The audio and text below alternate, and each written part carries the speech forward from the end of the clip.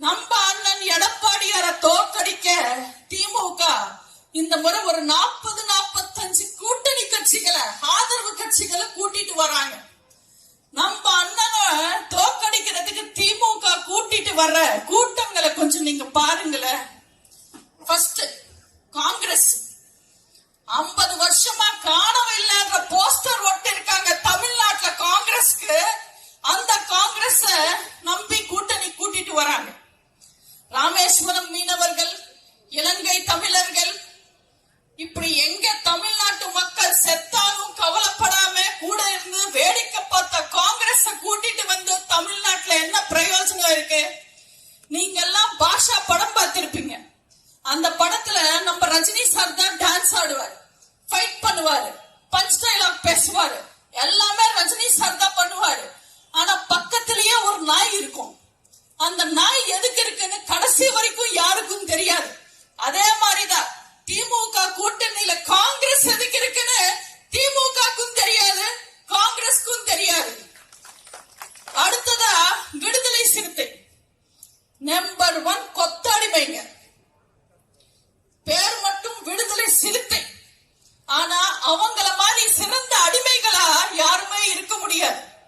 வேங்கை வயல், மானாமதுரை, ராங்கநேரி, எங்க தலித் மக்கள் குடிச்சிட்டு செத்தாலும் அடிபட்டு செத்தாலும் நம்ம திரும்ப விஜிபி கோல்டன் பீச்ல இருக்கிற பொம்மை மாதிரி குச்சி பிடிச்சுக்கிட்டு சைலண்டா இருக்கிற மாதிரியே நிப்பாரு.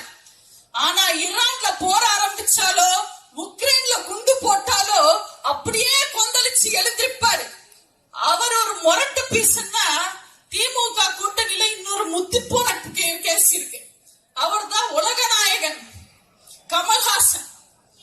அவர் எதுக்காக கூட்டணியில இருக்காருன்னு யாருக்குமே தெரியாது. வாரிசு அரசியலை எதிர்த்து கருணாநிதி மகன் என்ற பேரை கெட்ட வார்த்தைன்னு சொல்லி டார்ச் லைட்ட வீசி டிவி எல்லாம் உடைச்சு கட்சி ஆரம்பிச்சாரு. கடைசியில இவர் வந்து திமுக கிட்ட சரண்டர் ஆவாருன்னு தெரிஞ்சா ஒரு டார்ச் லைட்டு ஒரு டிவியாவது மிச்சம் ஆயிருக்கும். இன்னைக்கு தமிழ்நாட்டுல 2.5 வயசு பொண்ணு திமுக கட்சிக்காரன் கெடுக்கிறான், ரிப்போர்ட்டரை அடிக்கிறான், கந்து வட்டிக்கு கொடுத்துட்டு அவங்க வீட்டுல போய் படுக்கிறான், மக்களுக்கு நல்லது பண்ணா தடுக்கிறான். அதெல்லாம் போய் ஸ்டாலின் கிட்ட கேள்வி கேட்கறதுக்கு துப்பு இல்ல கமல்ஹாசனுக்கு. ஈரான்ல போற ஆரம்பிச்சதுக்கு ட்ரம்புக்கு லெட்டர் எழுதுறாரு. இவங்க எல்லாம் என்ன காமெடி பண்றாங்களா என்னன்னு தெரியல. இவருக்கு அப்புறம் மதிமுகனால மானம் கெட்ட திமுக வாரிசு அரசியலை எதிர்த்து கருணாநிதி வாரிச கொண்டு வரக்கூடாது, கொண்டு வரதை எதிர்த்து கட்சி ஆரம்பிச்சவர் வைகோ. ஆனா அவரோட மகனுக்காக ஒரு எம்பி சீட்டுக்காக மொத்த தொண்டர்களையும் காலி பண்ணிட்டாரு. அவரோட பார்ட்டியை அடமானம் வச்சுட்டாரு, மொத்த தொண்டர்கள் முதுகலையும் குத்திட்டாரு. இவரெல்லாம் வைகோன்னு கூப்பிடுறதுக்கு பதிலா அரசியல் சைக்கோன்னு கூப்பிடலாம். அடுத்ததா கம்யூனிஸ்ட். அவங்கள பார்த்தா, அவங்க நிலைமைய பார்த்தா எனக்கு நிஜமாவே ரொம்ப பாவமா இருக்கு. இதுக்கு முன்னாடி எல்லாம் தெரு முனையில கொண்டு வந்து உண்டியல வச்சு அவங்களோட செலவுக்கு பணத்தை கலெக்ட் பண்ணுவாங்க, சேகரிப்பாங்க. ஆனா இப்ப அந்த உண்டியல் கூட வைக்க முடியாத ஒரு நிலைமை. ஏன்னா உண்டியல் வச்சா சேகர் பாபு வந்து உண்டியலை தூக்கிட்டு போயிடுவாரு. இது அறநிலையத்துக்கு தான் சொந்தம், இது எங்களோட துறை, இதுன்னு தூக்கிட்டு போயிடுவாரு. அதனால அன்றாடுற செலவுக்கு கூட அறிவாலயத்துக்கிட்ட போய் ஸ்டாலின் கிட்ட போய் கையேந்தி நிக்க வேண்டிய நிலைமை.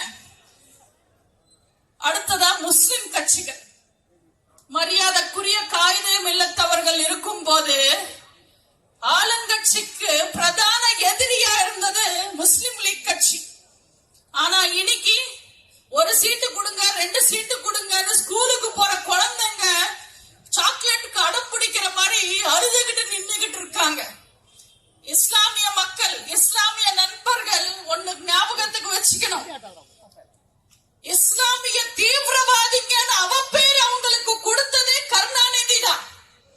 இஸ்லாமிய மக்களை வெறும் ஓட்டுக்களா தான் திமுக பாப்பாங்க.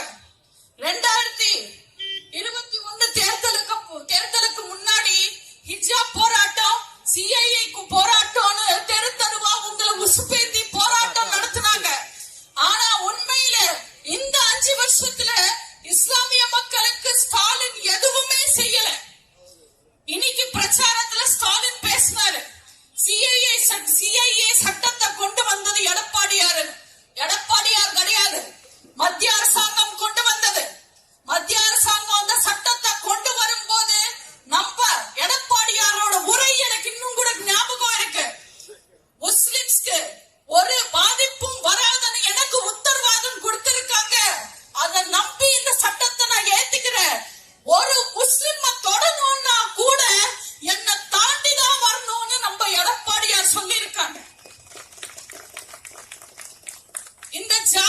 அரசியல் மத அரசியல் பண்றவங்க அதிமுக காரங்க கிடையாது.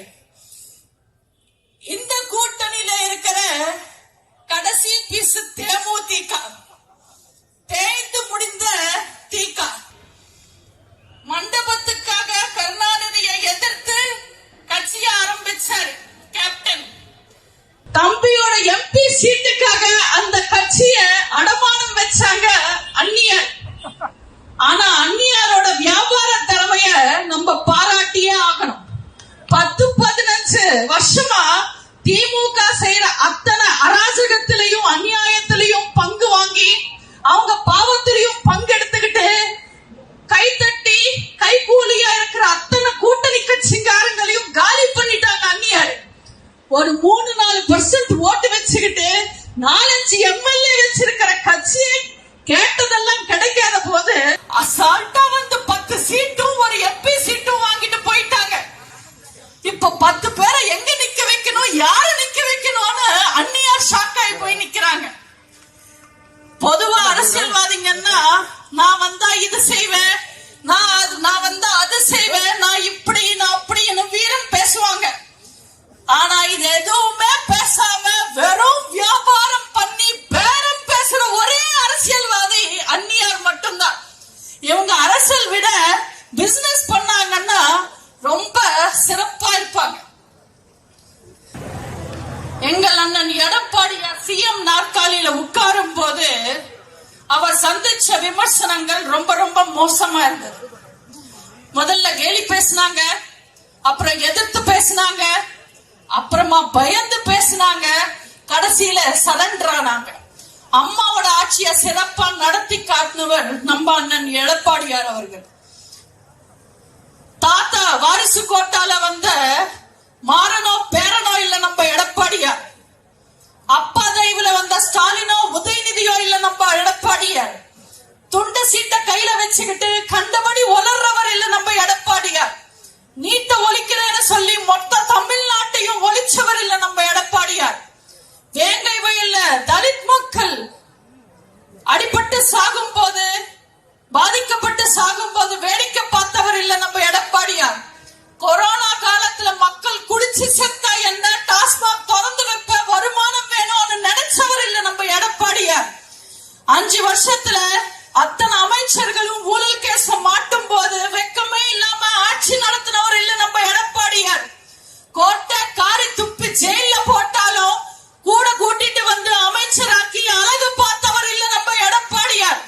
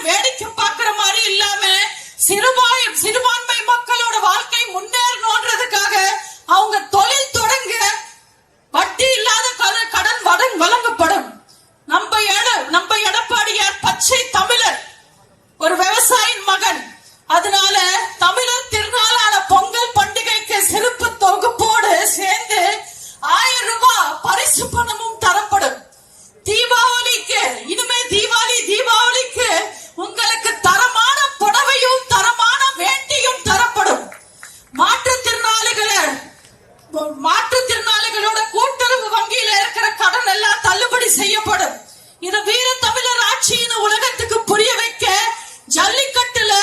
ஜல்லிக்கட்டு வீரர்களுக்கு நஷ்ட ஈடா 10 லட்சம் ரூபாய் வழங்கப்படும். முதியவர்களுக்கும் மாற்றுத்திறனாளிகளுக்கும் கைப்பெண்களுக்கும் 1200 ரூபாய் பென்ஷன் இனிமேல் 2000 ரூபாயாக உயர்த்தப்படும்.